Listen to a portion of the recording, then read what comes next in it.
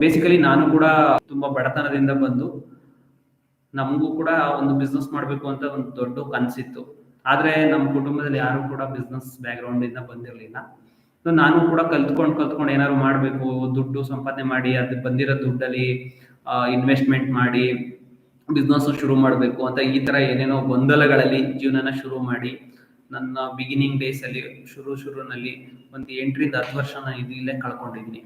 So ಇವಾಗ ಒಂದು correct ಆದಂತ ಗುರುಗಳ ಮಾರ್ಗದರ್ಶನದೊಂದಿಗೆ ಒಂದು ಒಳ್ಳೆ ರೀತಿಯಲ್ಲಿ ಹೋಗ್ತಾ ಇರೋದ್ರಿಂದ ನನಗೆ ಗೊತ್ತಾಗ್ತಾ ಇದೆ ಮತ್ತೆ ಕಲಿತಾ ಇದ್ದೀನಿ ನಾನು ಬಿಸ್ನೆಸ್ ಬಗ್ಗೆ. ಸೊ ಹಂಗಾಗಿ ನಮ್ಮ ಕನ್ನಡಿಗರುಗಳಿಗೂ ಕೂಡ ತಿಳಿಸ್ಕೊಡ್ಬೇಕು ಇದ್ರ ಬಗ್ಗೆ ಅನ್ನೋದಕ್ಕೋಸ್ಕರ ನಾನು ಈ ಒಂದು ಯೂಟ್ಯೂಬ್ ಚಾನಲ್ ಮಾಡ್ಕೊಂಡು ಪ್ರತಿ ವಾರ ಮತ್ತೆ ಫ್ರೀ ಇದಾಗೆಲ್ಲ ಬಂದು ಲೈವ್ ಮುಖಾಂತರ ಹೇಳ್ಕೊಡ್ತಾ ಇದ್ದೀನಿ. ನನ್ನ ಉದ್ದೇಶ ಏನಪ್ಪಾ ಅಂತ ಹೇಳಿದ್ರೆ ನಮ್ಮ ಕನ್ನಡಿಗರು 1,00,000 ಕನ್ನಡ ಒಂದು ಯುವಕರು ಯಾರು ಬಿಸ್ನೆಸ್ ನ ಕಟ್ಟಬೇಕು ಅಂತ ಕನ್ಸು ಕಟ್ಕೊಂಡಿರ್ತಾರೆ ಅವ್ರಿಗೆ ಸಹಾಯ ಮಾಡಬೇಕು, ಅವ್ರದ್ದು ಬಿಸ್ನೆಸ್ ನ ಇಂಪ್ರೂವ್ ಮಾಡೋದಕ್ಕೆ ಒಂದು ನನ್ನ ಕಡೆಯಿಂದ ಮಾರ್ಗದರ್ಶನ ನನಗೆ ಗೊತ್ತಿರೋಷ್ಟೆಲ್ಲ ತಿಳಿಸ್ಕೊಡ್ಬೇಕು ಅನ್ನೋದು ನನ್ನ ಗುರಿ.